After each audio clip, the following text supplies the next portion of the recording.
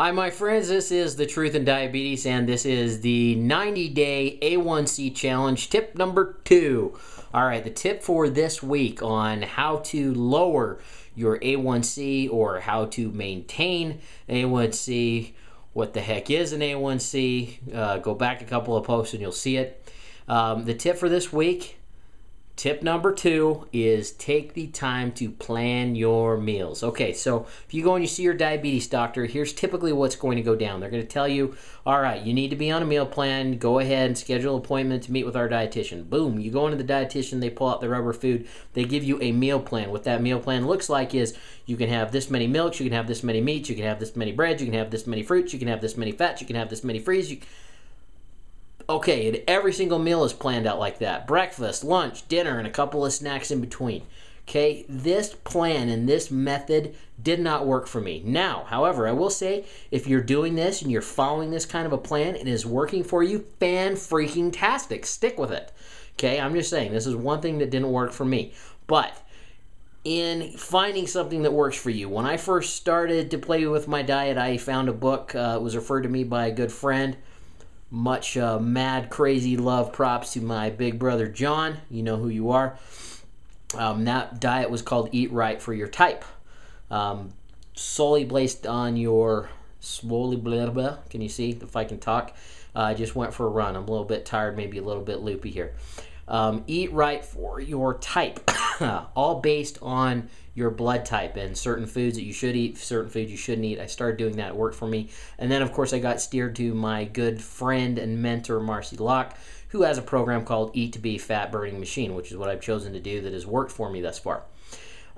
So if you have a meal plan that came from a dietitian, or if there's something else you found like that that's working for you, fantastic. Now, take the time to plan your meals. Now, if that happens Sunday, Saturday, if there's a day of the week you like to get ready and do your planning, do it. Take the time to do it so that Monday you've got your meals planned. Tuesday, you know what you're going to have. If you do that and you plan ahead, even if it's a day or two, that's okay. If you plan ahead, you've got a good time or a good plan for what you're going to eat. If you're counting carbohydrates, you can do that ahead of time too. But taking the time to make those preparations, you're going to be more likely to stick to a plan that is working for you. And you're going to be less likely to go, ooh, it's Tuesday night. I didn't plan ahead. What are we going to do? Taco Bell, McDonald's, Wendy's, Burger King? I don't know. Hell, let's go get pizza. So if you do that, you're going to be more likely to make an unhealthy choice if you haven't taken the time to plan ahead.